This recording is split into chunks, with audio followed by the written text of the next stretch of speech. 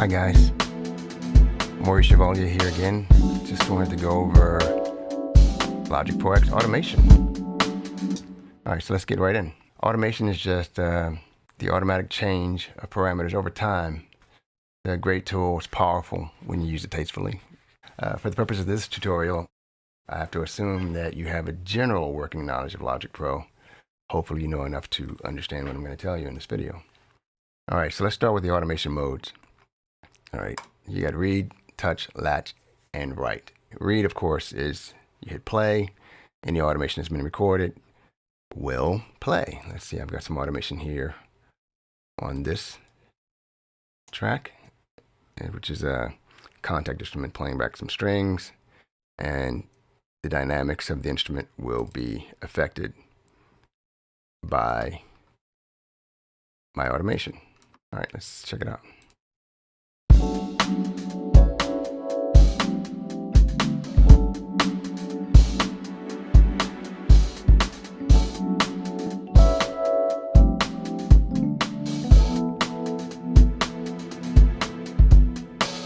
Okay, so anything on a MIDI device can be recorded as MIDI CC, MIDI control changes.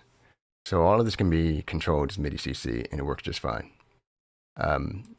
I just did it here to illustrate automation in general, and to illustrate the fact that something's new in Logic 10.4, which is that MIDI automation, MIDI control changes have been moved. So in the older days, as in like a month ago, control changes were recorded as a part of a region, but you could edit them as part of that region pretty easily. And now that it's still pretty easy to edit, but it's been moved to a different spot, and we'll go over that as well. But let's get back to general automation, the most general of which is volume level automation for a fader. It's the most well-known use of automation. So let's just draw in some automation here. And this will affect the drums, so let's see.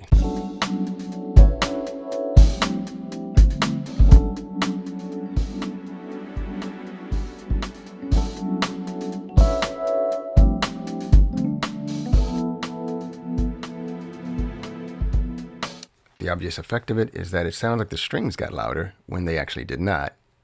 They faded in and out the same as they did before, except now you're hearing them differently because the drums faded downward a bit. All right, so let's get rid of that. And let's talk about general automation. All right, so we've gone over the read, which just plays back any automation started to record it. Touch, it'll pick up wherever you are. Let's try this using faders. I'm not sure they're going to show up here, but I'm using a Raven to control my faders, and I'm going to use touch to control the level just like I just did, but this time I'm going to, when I touch and let go of this fader that you see here, when I let go of it, it'll jump back to the previous value. All right, just press play.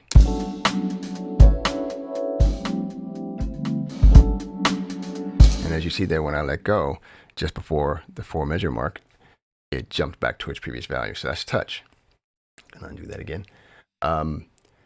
You've got latch, which is similar to touch, except that it doesn't jump back to its previous value.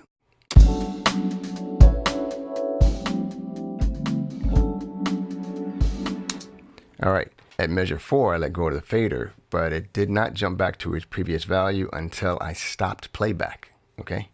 So if I'd kept playing throughout the entire piece, it would have kept that new value at minus 10.9 throughout the rest of the piece of music. All right, let's go over write, which is the final automation mode. You see the big warning that pops up here. It's important because write automation will erase any parameters that were on that. In fact, let's illustrate that by drawing in some automation here. I don't care what it is. And then we're going to write.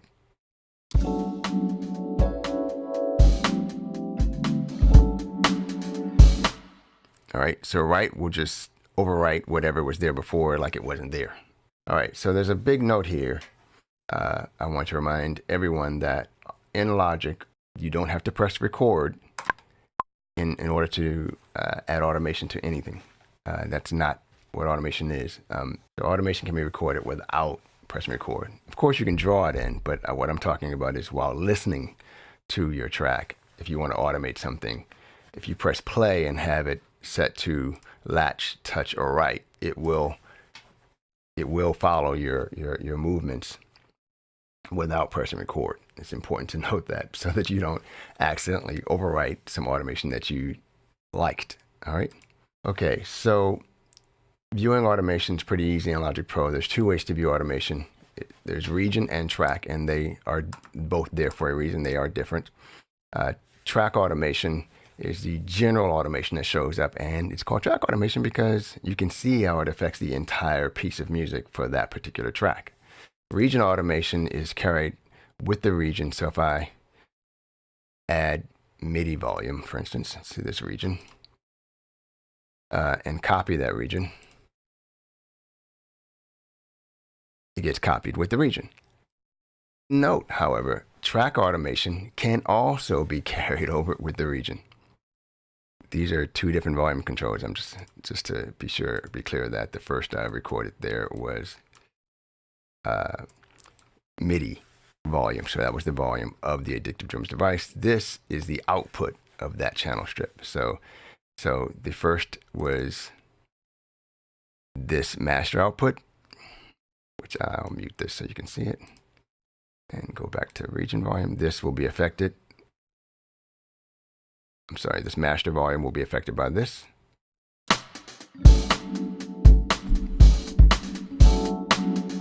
Or it should be. Oh, I'm sorry, I'm on the wrong device. I'm looking at Addictive Drums and it's affecting the strings.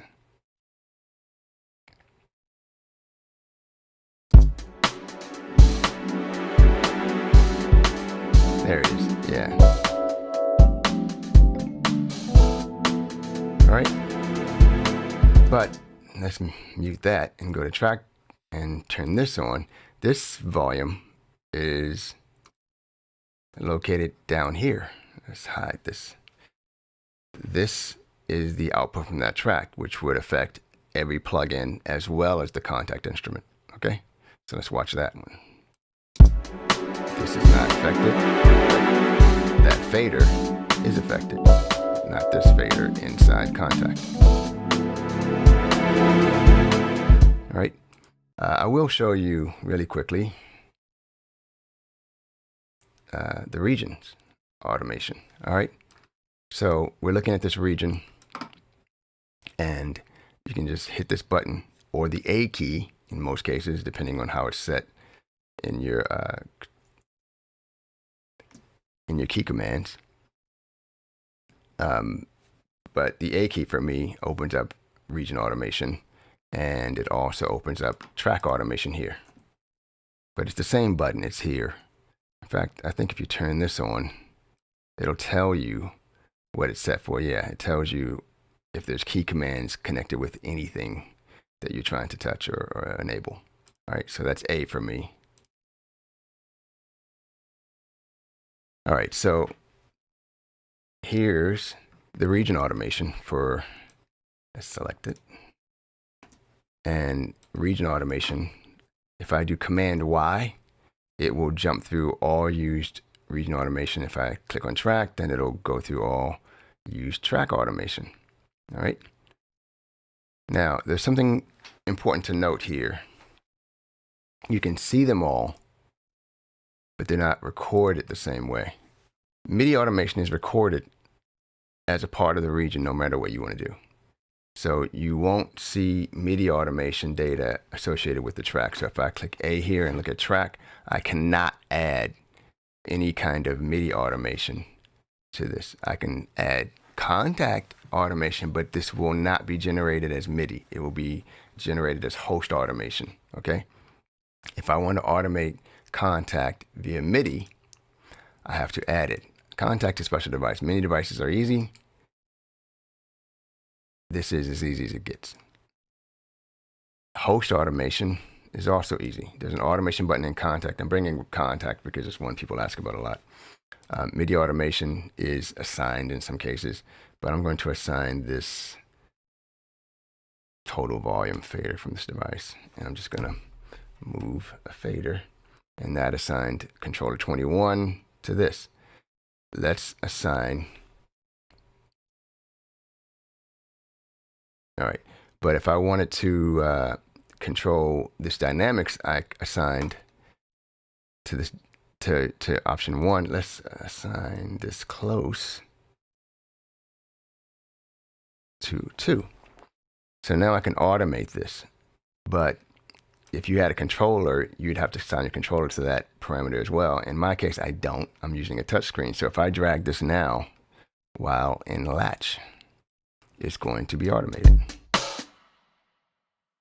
And you can see it writing. I'm sorry, I should move this. You can see it writing that.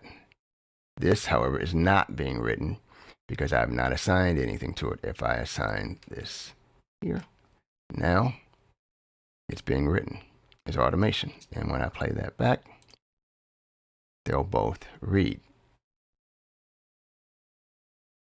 Yeah.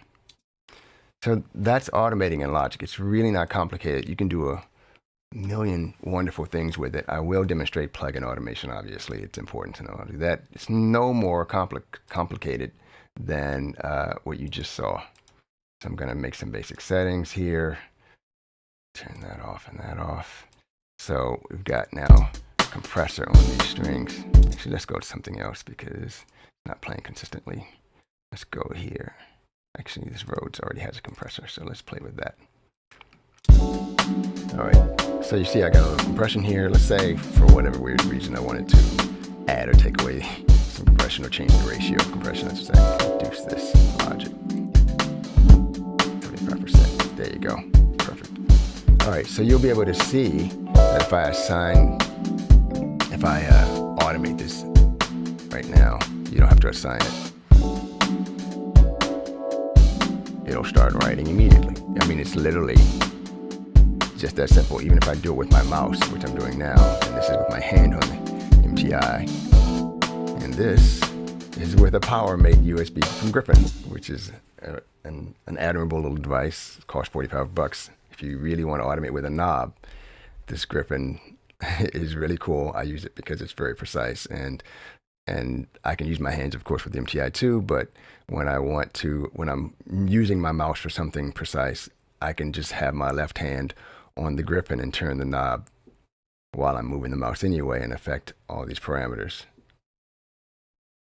So I should tell you about trim. It's a way to change the level of already recorded parameters. You just click the trim and drag up or down, and it'll change the values over the entire track. You can also select a range, a short or smaller range, and affect just a portion of the automation for a track.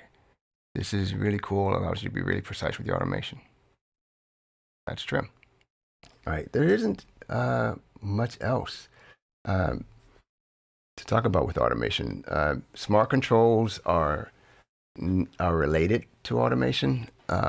What they really do, however, is allow you to assign automation. All right, so for this Rhodes, you see here there's controllers already assigned. If I click I here for the info button, you can assign them to external devices. But for my purposes, I don't have to. If you have a control surface, you probably don't have to because you'll be able to easily connect these with your control surface and move the knobs, as I said, with the Griffin, which is a 44. I mean, I suggest everybody buy this little cheap device, especially if you have if you're watching this video, you have a Mac.